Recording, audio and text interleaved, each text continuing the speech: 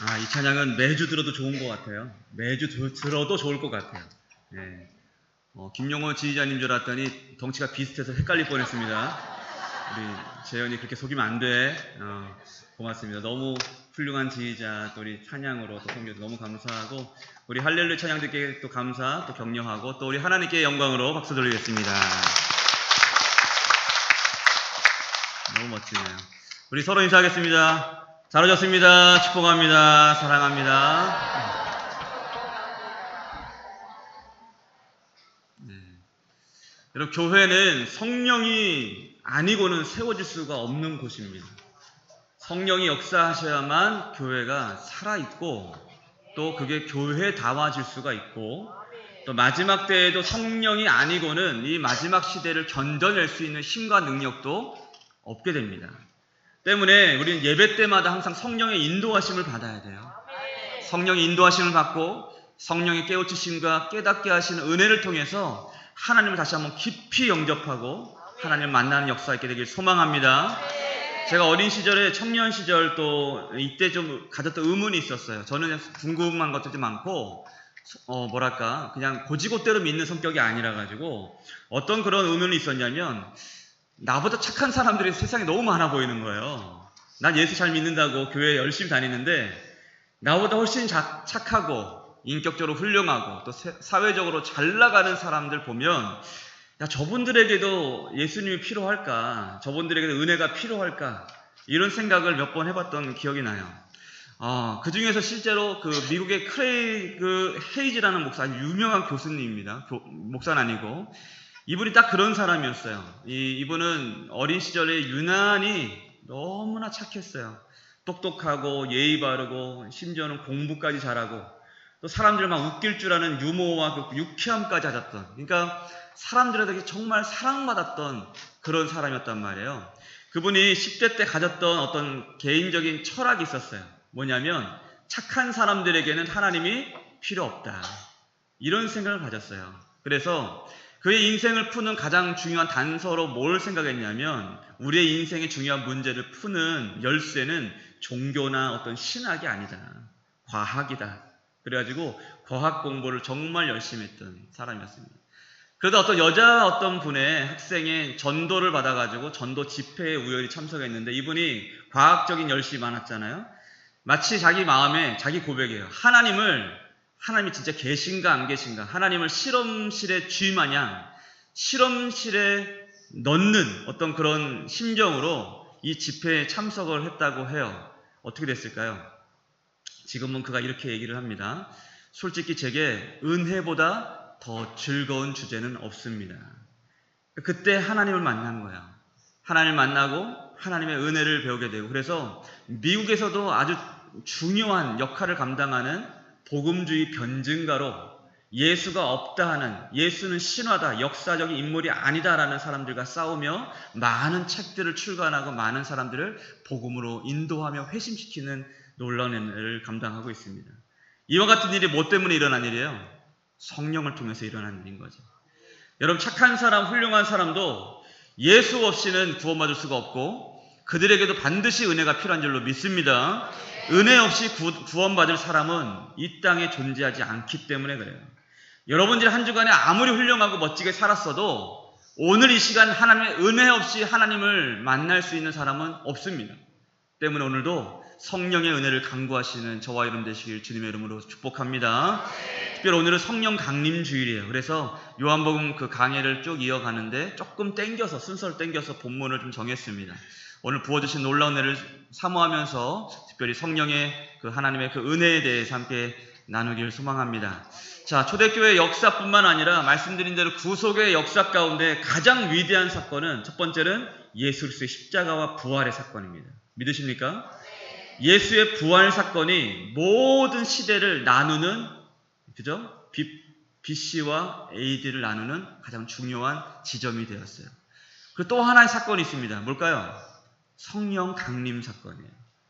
성령이 임하지 않았다면 당시의 초대교회 아닌 그 작은 무리의 소수의 믿음의 집단들은 다 사라지고 지금의 기독교는 없었을 거고, 또 지금 올해 44주년이 된 생명교회도 없었을 거예요. 성령 강림 사건이 있었기 때문에 하나님의 교회가 계속해서 역사를 주관하는 놀라운 위치에 있을 수 있게 되었던 겁니다. 오늘 말씀에 보면은 그 사건의 어떤 그런 중심으로 예수님이 그때의 일을 말씀하는 내용이 나와요. 15절과 16절 말씀 같이 볼까요? 같이 읽겠습니다. 시작. 너희가 나를 사랑하며 계명을 지키리라. 내가 아버지께 구하겠으니 그가 또 다른 보혜사를 너희에게 주사 영원토록 너희와 함께 있게 하리니. 아멘. 앞에 있는 내용 말씀 보면은 예수님의 그 사랑에 순종하고 순복하는 삶을 살았을 때에 너희가 이와 같은 복을 누릴 것이다, 이런 같은 논지로 말씀을 했다면, 갑자기 예수님께서 다른 보혜사를 말씀을 하세요. 다른 보혜사. 이 보혜사라는 단어의 뜻이 파라클레토스라는 그 단어를 가지고 있습니다. 헬라어로. 사실 이게 어떤 한 단어, 어떤 의미로 특정하기가 어려워요. 예를 들면 전라도의 거시기와 비슷합니다. 그래서 이게 뭔 뜻인지 명확하게 모르지만 느낌으로 알아요. 사람들이 뭘 얘기하면은 대충 느낌으로 아는 거예요. 그래서 위로자, 조력자, 돕는 자, 보호자, 헬퍼, 여러 가지 의미로 지금까지 많은 초대교회 사람들과 교부들과 그리고 중세 신학자들과 많은 사람 통해서 번역되어 왔어요. 왜냐하면 성령은 너무나 중요한 주제였거든요. 그런데 오늘 말씀 보면은 예수님도 사실은 그런 의미에서는 보혜사신데, 예수님께서 갑자기 굳이 다른 보혜사를 너희에게 보낼 것이다 라고 말씀을 하십니다.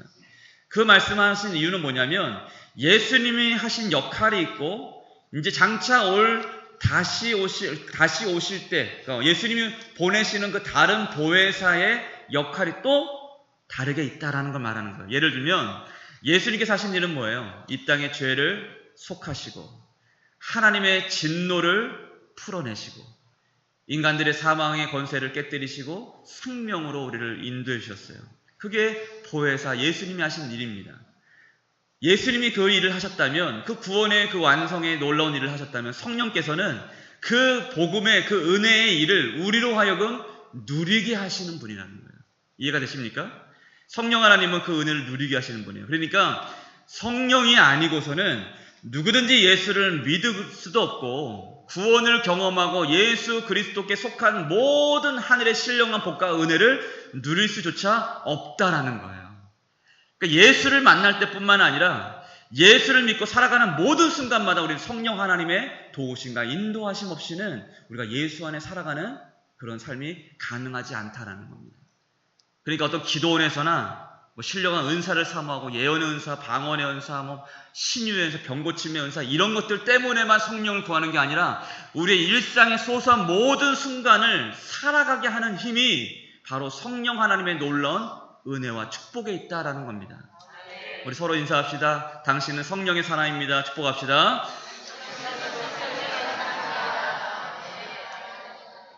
아멘. 아멘. 자, 여러분, 사람이 창조된 목적이 뭘까요? 그런 의미에서 오늘 말씀 16절과 20절 말씀 같이 한번 읽어볼 텐데요. 다시 한번 읽어봅시다. 시작. 내가 아버지께 구하겠으니 그가 또 다른 보혜사를 너희에게 주사 영원토록 너희와 함께 있게 하리니, 그날에는 내가 아버지 안에 너희가 내 안에 내가 너희 안에 있는 것을 너희가 알리라. 아멘. 지나가듯 말씀하신 건데 사실 엄청난 복음의 말씀을 하고 계십니다. 복음은 뭐예요? 복음은 쉽게 얘기하면은 예수 믿고 천국 가는 것을 복음이라 하지 않아요. 성경적으로 가장 정확한 표현의 복음은 뭐냐면 창조주 하나님이 죄인된 인간들 가운데 거하시는 사건입니다. 믿으십니까? 우리 가운데 여러분, 우린 거룩하지 않아요. 우린 죄가 많아요.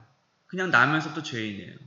그런데 거룩하시고 모든 것들의 모든 것이 되시는 그 하나님이 우리 가운데 거하신다. 아까 찬양했던 것처럼 너희는 가만히 있어 주가 하나님 됨 알지어다. 그 하나님을 알게 하신 하나님. 그 하나 우리 가운데 거하시는 것이 바로 복음이에요. 이게 바로 구원입니다. 구원은 예수, 천당, 불신, 지옥, 이게 구원이 아니라 더 정확하게 풀어서 말씀드리면 구원은 창조주 하나님이 우리 가운데 거하심으로 우리가 하나님과 영원토록 함께하는 것을 의미하는 거예요. 여기서 함께하신 하나님과 예, 이제 여기 사실은 이 땅의 삶은 불완전하죠. 그런데 이제 천국 가서 완전한 그때에, 모든 것이 완전한 그때에 하나님과 영원토록 왕노릇하며 살아가는 것, 그게 바로 이게 구원의 완성의 모습입니다. 그래서 19세기 스코틀랜드 목사 앤드루 머리라는 분이 있어요. 아주 유명한 분입니다. 사람이 창조된 것은 어떤 의미일까? 사람이 창조된 것은 이것을 위함이었다라고 얘기해요. 이것이 뭐예요? 하나님이 우리 가운데 거하시는 사건. 사람이 창조된 이유는 뭐냐면 하나님이 우리 가운데 거하시도록 하기 위해서 우리를 만드셨다는 겁니다. 곧 하나님과의 영원한 교제를 위해서 사람이 창조되었다는 거예요. 그러니까 하나님께서 우리 가운데 기대하시는 것은 너희가 사역을 더 열심히 하고 교회를 성장시키고 또 사업을 잘하고 돈을 많이 벌어서 하나님의 영광을 나타내고 공부를 잘하고 정말 하나님께 영광이 되는 삶을 통해서 많은 사람들을 옳은 길로 돌아오게 하고 이것들을 위해서 우리를 창조하시고 부르신 것이 아니라 하나님이 지금 우리 가운데 원하시는 가장 중요한 일은 뭐냐면 우리와 함께 하시는 거라는 거예요. 하나님 우리와 함께 하시는 거예요. 근데 우리의 관심이 거기 있지 않은 거예요. 그래서 계속 우리를 콜링하시는 겁니다. 어떤 자리로? 하나님이 함께 하시는 자리로 우리를 계속 불러내시는 거예요. 깨우시고 또 깨워주시고. 예수님께서 바로 그것을 구하시겠다고 말씀하는 거예요. 그가 또 다른 보혜사를 너희에게 주사 영원토록 너희와 함께 있게 하리니. 할렐루야. 여러분, 우리의 삶에서의 최고의 행복과 최고의 축복은 성령 하나님이 우리 안에 거하시는 사건인 줄로 믿으시길 바랍니다. 성령이 여러분 가운데 계십니까? 여러분 정말 행복한 사람들이에요. 여러분은 정말 복의 사람들입니다. 그 복과 은혜를 누리셨으면 좋겠어요. 여러분, 성령이 임한다는 것은 창조자 하나님과 죄인인 우리의 영원한 화해를 의미하는 거예요. 이것이 우리를 부르시고 또 지으시고 또 우리를 택하신 하나님의 거룩한 목적이 된다는 겁니다. 아무쪼록 이 은혜가 여러분 모두의 경험되시길 주님의 이름으로 축복합니다. 자, 그렇다면 성령님께서 이 땅 가운데 우리 가운데 오셔서 하신 일이 있을 거 아닙니까? 사실 성령님에 대해서만 너무나 많은 설교를 할 수 있겠지만 오늘 말씀에서는 정리된 내용으로만 좀 나누려고 해요. 성령 하나님께서 우리 가운데 오셔서 하신 일이 무엇일까? 이 시대와 지금의 역사 가운데 하시는 일은 뭘까? 첫 번째로 성령은 우리의 죄를 깨닫게 하신다라는 겁니다. 뭐라고요? 성령은 우리의 죄를 깨닫게 하신다. 여러분 주보를 보시면 설교 개요가 있어요. 혹시 중간중간 놓치시거나 살짝 졸았어요. 그럼 이걸로 돌아오시면 돼요. 네, 이걸 보시면 되겠습니다. 그죠? 자, 여러분 사람이 아무리 착하고 잘 나가도요 성령이 아니면 거듭날 수 없어요. 맞죠? 예수님을 찾아간 니고데모에게 뭐라고 말씀하십니까? 요한복음 3장 5절 말씀 보면 예수께서 대답하시되 진실로 진실로 내게 이르노니 사람이 물과 성령으로 나지 아니하면 하나님의 나라에 들어갈 수가 없다라고 말씀하세요. 성령이 아니하고는 하나님 나라에 갈 수 없다고 말씀하는 거예요. 아까 말씀드렸던 크레이그 박사라는 분은 이런 얘기를 해요.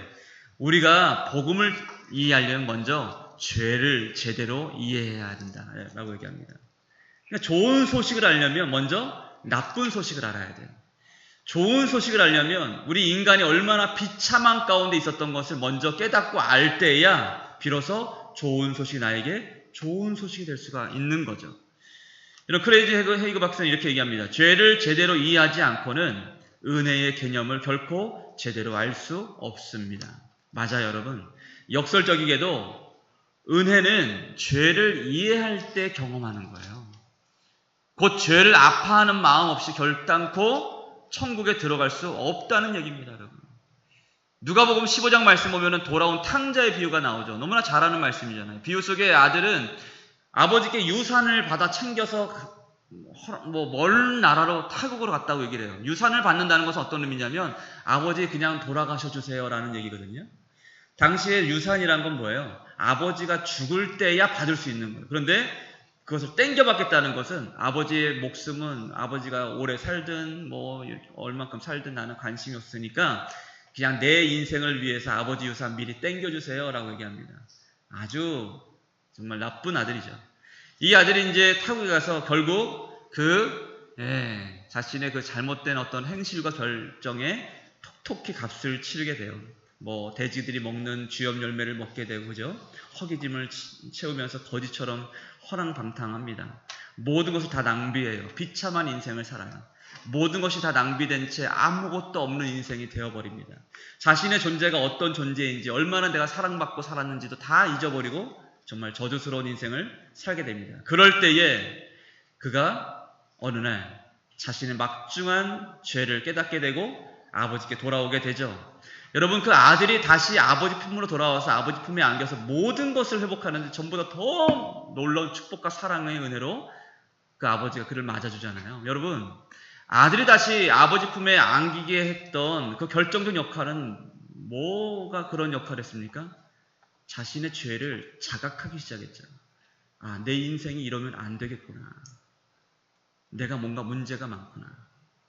그것을 깨닫기 시작하면서부터 그에게 아버지께 돌아갈 마음이 생겼단 말이에요. 말씀 같이 볼까요? 누가복음 15장 같이요. 시작. 이에 스스로 내 아버지에게는 양식이 품금이 얼마나 많은가. 나는 여기서 주려 죽는구나. 뭐라고 말씀합니까? 이에 스스로 돌이켜라고 얘기하죠. 자신에게 어떤 거룩한 통찰이 오게 된 거예요. 그러자 그가 아버지의 품을 사모하기 시작한 겁니다. 그죠? 이번에 이제 제가 어디죠? 태양산으로 여행을 갔는데, 제가 중국 여행이 이번 2번째인데, 이번 여행이 저한테는 좀 많이 매웠어요. 네, 빡세더라고요. 우리 집사님, 권사님들과 함께 여행을 가는데, 저는 또 고소공포증이 심하거든요. 3일 내내 높은 곳만 다니더라고요. 너무 무섭고, 너무나 힘들고, 내가 여길 왜 왔을까라는 생각을 계속 하면서, 보냈어요. 이동 시간도 많고 많이 걷고 피곤했어요. 근데 제가 우리 권사님들이 걱정이 많이 됐어요. 권사님들 허리도 아프실 수 있고 다리도 아프실 수 있고 틈만 나면 앉고 싶고 막 그럴 텐데 어떻게 잘 따라오실까. 계단도 되게 많고 막 그러는데 걱정을 많이 했어요. 그런데 다 걱정은 그냥 걱정뿐이었습니다. 가서 뵈니까 말씀 이제 제 얼굴이 싫으세요? 치워주세요. 방송실 곧다구로 하면 저처럼 짜증내고 화내는 분이 한 분도 없는 거예요. 권사님, 집사님들이. 왜 그랬을까? 제가 버스 안에서 혼자 생각을 해봤는데, 우리 안에 계신 하나님이 계속 생각났던 것 같아요. 그곳에서 저는 이제 그런 산을 처음 봤거든요. 사실 저는 무등산도 제대로 가본 적이 없어요. 근데 그런 저를 태양 산맥이란 곳을 데리고 갔으니 제가 얼마나 힘들었겠어요. 근데 가서 보니까 이게 사진으로 담겨지지가 않더라고요. 이게 정말 대단한 광경을 보면서 이야, 하나님 정말 대단하신 분이시다. 이 생각밖에 안 났어요. 그러니까 여행 내내 우리는 자연을 보면서 그 시간들을 즐길 수 있었지만 계속해서 하나님을 생각했던 거예요. 내내 나도 모르게 하나님을 계속 생각하다 보니까 짜증내고 불평할 수 있는 마음에 그 어떤 그 여유 공간이 없었던 거죠. 하나님을 계속 생각하다 보니까. 여러분, 힘들어도 행복할 때는 어떤 때예요? 우리 안에 계신 하나님이 너무 좋을 때예요.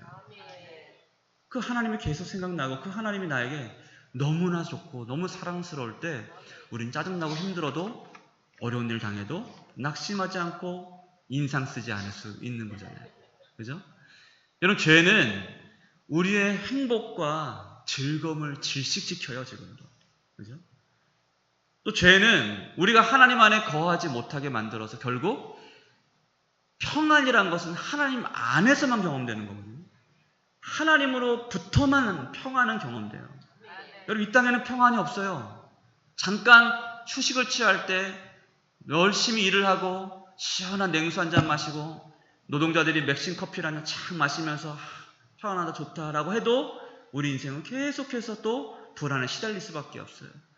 그런 인생의 진정한 평안이 올 수 있는 유일한 길은 하나님으로부터, 하늘에서부터 오는 샬롬의 은혜가 우리 가운데 부어져야 돼요. 그런데 이 샬롬은 언제 경험돼요? 우리가 예수 안에 거하고 예수가 우리 안에 거할 때만 샬롬이 임한단 말이에요. 그런데 죄는 그것을 깨뜨려 버린단 말이에요. 그러니까 평안을 경험할 수 없어요. 늘 불안해요. 쫓겨요. 조급해요. 또 죄는 우리를 피곤하게 만듭니다. 다윗은 자기의 그 시편의 고백을 통해서 말씀할 때 죄가 내 안에 있는데 죄가 나를 누르니 내 안에 있는 진액이 다 빠지는 것 같아서 여름에 마른 나무같이 되었습니다. 이 죄 때문에 내 영혼이 너무나 피곤합니다 라고 얘기를 합니다. 여러분 인생 살면서 여러분 그런 뭐 아무리 작년에 장가기도 너무 좋았다는 장가기를 가든 태양 산맥을 가든 진짜 미국의 뭐 그랜드 캐년을 가든 뭐 알프스를 가든 여러분 마음의 평강이 없으면 아무리 즐거운 것을 보고 대단한 광경을 보고 아무리 맛있는 걸 먹어도 우리 마음 가운데 즐거움이 있을 수가 없어요, 여러분. 근데 여러분 마음의 즐거움은 진짜 성경 말씀이 양약이라고 하거든요. 반대로 마음의 근심은 우리의 뼈를 마르게 한다고 얘기해요. 아무리 대단한 걸 보고 돈이 많고 집도 있고 사업도 잘 되고 번창하고 잘 돼도 내 안에 그리스도가 계시지 않고 평안이 경험되지 않고 내 안에 죄의 문제가 해결되지 않으면 그 인생은 결코 진정한 행복과 즐거움을 찰나의 순간도 맛볼 수가 없다는 얘기입니다. 때문에 여러분 우리는 이 성령 하나님 우리 가운데 오셔서 하는 일은 뭐예요? 이 죄의 심각성을 깨닫게 하심을 하려면 우리를 평안의 길로 인도하시고 죄를 깨닫게 하셔서 하나님의 은혜를 회복하게 하신다는 겁니다. 여러분 믿으십니까? 지금도 성령 하나님 그 은혜를 우리 가운데 부어주시는 거예요. 어떻게 여러분들이 이렇게 앉아가지고 평안하게 말씀 듣고 있다가 설교 말씀 제가 얼마나 설교에 달변가라고 말씀을 듣다가 마음에 찔림을 받고 여러 가지로 하나님 주시는 생각들로만 내 마음을 채울 수 있는 어떤 그런 은혜를 경험하겠습니까? 두 번째로 성령 하나님은 우리로 하여금 진리에 이르게 한다는 겁니다. 첫 번째는 뭐라고요? 죄를 깨닫게 하신다. 두 번째로는 그러므로 진리에 이르게 하신다. 할렐루야. 17절 말씀 같이 볼까요? 같이요. 시작. 그는 진리의 영이라 세상은 능히 그를 받지 못하나니 이는 그를 보지도 못하고 알지도 못함이라. 그러나 너희는 그를 아나니 그는 너희와 함께 거하시며 또 너희 속에 계시겠습니다. 할렐루야. 여러분 우리가 예수를 믿는 것은 천지가 개벽하는 기적 중의 기적입니다. 이 말은 무슨 말이냐면 그냥 믿어지는 법은 없다는 얘기예요. 제가 한 10여 년 전에 어떤 악성 피부암에 걸려서 한 달이라는 시간을 이제 선고받은 한 여자분을 만난 적이 있어요. 딸이 하나 있고 또 남편이 있는데 사실 이분은 자신이 시한부라는 판정을 받은 줄 몰랐어요. 근데 그의 언니가 저를 몰래 병원으로 데리고 가서 야 목사님 그냥 기도해준다고 하시고 좀 몰래 복음 전해주시면 어떨까요? 그걸 미리 얘기하거나 시한 판정을 받았다고 얘기하거나 그러면 우리 내 동생이 너무 낙심하거나 또 그래서 말씀 듣는 걸 거부할까봐 걱정돼서 그래요. 말하지 말고 그냥 복음만 좀 전해주세요. 그래서 제가 고민하다가 일주일 내내 기도를 하고 사형리라는 그 복음 책자가 있습니다. 그 우리 선교단체 CCC에서 나온 건데 그 작은 것을 찾아다가 큰 글씨로 제가 이렇게 인쇄를 해가지고 아이패드 이런 그 태블릿 PC 담아서 가져갔어요. 가가지고 기도하는데 많은 막 두렵고 떨리는 마음이 있었어요. 이걸 잘 알아들을 수 있을까? 이런 생각이 들었습니다. 그런데 하나님이 저한테 말씀해 주신 게 있었어요. 그냥 아무 말도 첨가하지 말고 그냥 그 말만 그대로 읽어줘라. 네, 이런 마음을 주셨어요. 그래서 사형리 첫 번째 원료부터 하나님께서는 모든 세상 우리를 아름다운 계획을 가지고서 창조하셨습니다부터 시작해가지고 그러나 죄가 와서 하나님과 인간 사이를 깨뜨렸습니다. 뭐 이런 얘기들 쭉 풀어서 설명을 했어요. 그리고 어떤 부분들은 읽어보시라고 하고 맨 마지막에 영접하겠냐고 묻기 전에 기도문이 하나 있었어요. 근데 그 기도문을 읽는데 제 안에서도 또 그분에게서도 그 병실 안에 왠지 성령 하나님이 강력하게 역사하시고 인도하시는 걸 제가 느꼈어요. 그리고 한번 읽어보시겠습니까? 라고 기도문을 쭉 읽는데 이분이 눈물을 펑펑 쏟느라고 제대로 읽지를 못했어요. 그리고 나서 제가 물었어요. 이 기도문이 마음에 드시나요? 끄떡끄떡 하고 이제 영접 기도를 하고 그분은 진짜 병원에서 말한 대로 한 달 뒤에 어린 딸을 두고 세상을 떠나셨어요. 여러분 우리로 하여금 예수 믿고 진리에 이르게 하는 사건은요 여러분들이 똑똑해서도 아니에요. 남다르게 착해서도 아닙니다. 여러분들의 부모님이 예수를 믿고 신앙의 선조를 따라 내가 모태신앙이기 때문도 아닙니다. 저는 모태신앙이어도 예수를 만날 때까지 시간이 많이 걸렸어요. 하도 생각이 많아요. 의심이 많아가지고. 지금도 여러분 예수를 믿는 진리에 이르게 하는 모든 사건은 성령 하나님이 사랑하시는 자들에게 베푸시는 놀라운 은혜에 쉼없이 일하시는 성령의 은혜인 줄로 믿으시길 바랍니다. 여러분 성령이 없이는 우리는 살 수가 없어요. 그래서 여러분, 성령은 지금도 우리를 진리 가운데로 인도하십니다. 그래서 여러분, 복음이 필요한 사람들, 예수 믿지 않는 우리 성도들, 우리 친구들, 이웃들, 이들 위해서 어떻게 해야 돼요? 기도해야 되는 거예요, 여러분. 성령이 인도하시도록. 앤드류 머리라는 분이 이런 얘기를 해요. 성령은 우리 안에 오실 때 진리를 가져오신다라고 했습니다. 우리 안에 오실 때 진리를 가져와요. 그리고 그 진리를 품게 되었을 때에 우리 안에서 모든 진리로 우리를 인도하신다. 여러분, 주의 영이 계신 곳에 자유함이 있느니라라는 말씀 들어보셨을 거예요. 그죠? 근데 여러분, 성령이 계신 곳에 왜 자유가 있습니까? 다른 말씀에 또 이런 말씀이 있죠. 진리를 알지니 진리가 너희를 자유케 하리라. 그런데 진리를 누가 알게 하셔요? 성령이 알게 하십니다.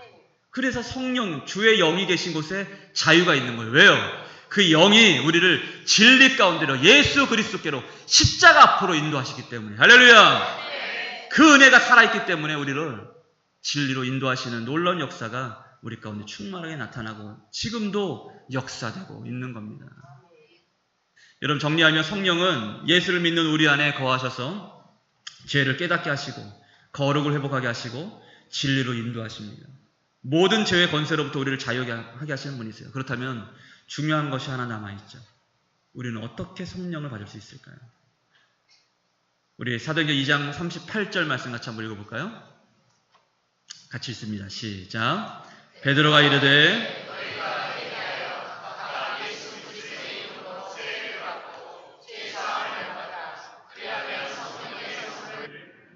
아멘. 아까 조장로님이 기도해 주셨는데 베드로가 수많은 군중 앞에서 복음을 전할 때 많은 이들이 마음에 찔려 어쩔 줄 몰라 했어요. 그러면서 우리가 어찌할꼬, 영어로 what should I do, what should I do, 어찌할까, 어떻게 하면 좋나, 이런 말들을 막 탄식하듯이 얘기했어요. 그러자 베드로는 망설임 없이 얘기합니다. 너희가 회개하고 예수의 이름으로 죄사함을 받으라. 그러면 성령을 선물로 받을 것이다. 여러분, 우리 모든 사람들은 다 교만해요. 교만합니다. 저를 비롯해서 모든 사람들은 다 교만해요. 우리 안에는 거짓을 사랑하는 마음이 있고 또 가면을 쓰고 괜찮은 척 살아가는 그런 교만함과 어떤 높아진 마음들이 다 있습니다. 스스로 자기는 의로운 척, 자기는 좀 지혜로운 척, 또 자기 만족에 가득해서 진리의 영이, 이 성령 하나님이 비집고 들어갈 여백이 없이 살아가는 사람들이 너무나 많아요. 여러분, 이런 인간이 구원받을 수 있는 유일한 길은 하나밖에 없어요. 이 모든 죄를 회개하는 겁니다. 이 모든 죄를 회개하고 예수를 믿는 겁니다. 그리고 죄사함을 받는 거예요. 이럴 때 누가 역사하십니까? 성령이 역사하세요. 회개는 성령의 역사이기 때문에 그래요. 우리나라의 초대 우리 부흥기 때에 1907년도에 평양 대부흥운동이라는 게 있었습니다. 사실 그 전에 1903년도에 북한에 있는 원산이라는 곳에 대부흥운동이 먼저 있었어요. 그곳에 몇몇의 그 선교사님들, 중국에서 내지 선교를 하다가 이제 조선으로 들어와서 선교하는 분들이 이렇게 오전 예배를 드리고 오후에도 좀 뭔가 자신들끼리 기도회를 하고 싶었어요.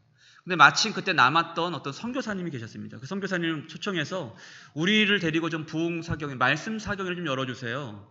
그러면서 그 몇몇 한 4명, 5명의 여자 선교사님들과 함께 그분들이 부흥 사경을 하는데 그분들 안에 이 놀라운 회개 역사가 일어나기 시작했어요. 조선인들을 무시하고 열등하게 생각하고 했던 모든 죄를 회개하면서 자신들 안에 있는 모든 죄를 고백하기 시작했어요.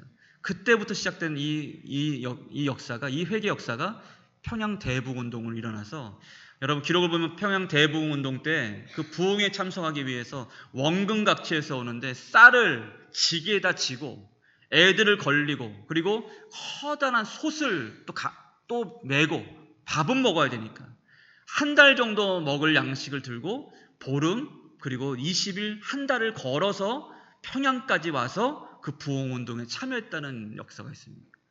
그리고 그곳에서 많은 것을 회개하기 시작했어요. 누구 돈 떼먹은 일, 도둑질한 일, 누군가를 성폭행한 일, 거짓말한 일, 사기친 일, 이것들을 다 회개하기 시작했습니다. 그런 일 때문에 이 회개 역사가 일어나고 그 회개 역사가 기폭제처럼 조선 땅에 폭발하기 시작한 거예요. 그래서 조선의 여러 교회에 이 불이 붙기 시작한 겁니다. 여러분, 예수를 믿으면 가장 먼저 나타나는 모습이 하나 있어요. 그건 뭐냐면 내가 주인인 인생에서 하나님이 주인된 인생을 살게 된다는 겁니다. 하나님이 우리의 중심에 계시게 돼요. 이게 바로 회개입니다. 내가 주인된 삶을 회개하고 하나님 주인된 삶을 다시 회복하는 일이 바로 회개 역사라는 거예요. 여러분, 옛날에 연달리기 많이 해보셨을 거예요. 연달리기 할 때는 제일 중요한 게 뭐예요? 실이 중요합니다. 실. 옛날에 막 실에다가 막 유리가루 같은 거 풀 매겨가지고 영 끊고 막 했던 거 안 해보셨나요? 네, 그런 거 하잖아요. 하다 보면은 더 높이 날리고 싶은데 실이 모자랄 때가 있어요. 그러면 집에 가서 몰래 엄마 실패를 가져다가 막 이어서 붙여요. 근데 문제가 생겨요. 실패가 촘촘한 거는요, 하다 보면 꼬여요. 그럼 이게 풀릴 수가 없고 이제 망한 겁니다. 네. 그러다가 옆에 어른이 있으면 어른한테 실패를 딱 맡겨드려요. 그럼 그 어른이 기가 막히게 실패를 차곡차곡 풀어가지고 싹 풀어서 야 이제 해봐라 하고 딱 준다는 거예요. 여러분, 믿음이 바로 그런 거예요. 내 힘으로 도저히 풀 수 없는 그런 문제들, 크고 대단한 문제들을 하나님 앞에 손에 가져다 놓는 거예요. 그럴 때 하나님이 놀랍게 풀어주시는 은혜를 경험하게 되는 거죠. 여러분, 그런 의미에서 보혜사라는 그 단어에, 그 이름에 또 다른 의미가 하나 있어요. 그것이 뭐냐면 가까운 곁에서 부르는 자라는 의미가 있습니다. 가까운 곁에서. 여러분, 신앙생활은 뭐냐면 가장 가까운 곁에서 우리와 함께 하시는 성령님의 부르심에 응답하면서 사는 것이 바로 신앙생활이에요. 그 성령님이 오늘 나에게 무엇을 말씀하시든 어떤 생각을 하게 하시든 그 성령님의 인도하심 따라서, 왜? 우리 안에 가장 가까이 계신 분은 내 남편도 내 아내도 아니에요. 우리 안에 계신 성령님이세요. 가까운 곁에서 우리를 부르시며 우리에게 말씀하시고 우리의 삶을 지금도 인도하신 그 성령 하나님께 응답하며 사는 것이 그게 바로 신앙생활인 겁니다. 여러분, 그런 의미의 성령님은 지금 우리 가까운 곁에서 우리에게 말씀하세요. 우리 안에 가장 가까운 곳에서 우리에게 위로의 말씀을 전해주십니다. 힘들지, 어렵지, 답답하지, 내가 있잖아. 그 성령이 지금 우리 곁에서 우리의 삶을 지금도 인도하고 계세요. 여러분, 어떻게 이 부르심에 응답하며 살아야 될까요? 하나님, 제 힘으로는 우리는 하루도 살 수가 없습니다. 제 힘으로는 이 터럭 하나, 이 작은 이거 무언가 하나 바꿀 수 있는 능력이, 지혜가, 의지가, 인내가 나에게는 없습니다. 하나님, 나의 삶을 맡아주시겠습니까? 그리고 그 성령 하나님의 부르심에 응답하는 거예요. 어떤 부르심이에요? 나를 주인 삼고 나의 인도를 따라 살거라. 말씀 마무리하면서 사랑하는 성도 여러분, 우리가 성령님을 환영할 수 있어야 돼요.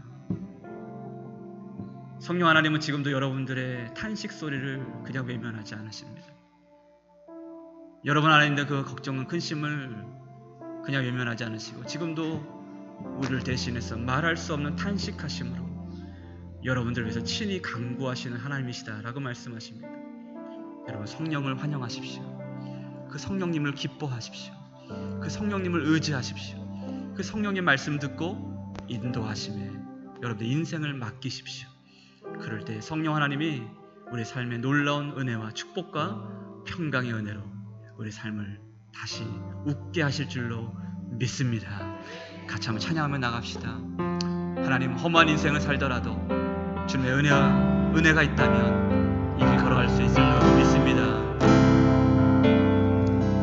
험한 시절 지날 때, 깊은 한숨 내쉴 때, 깊은 한숨 내쉴 때, 그런 풍경 보시며 가는 눈인데 우와 같이 너희를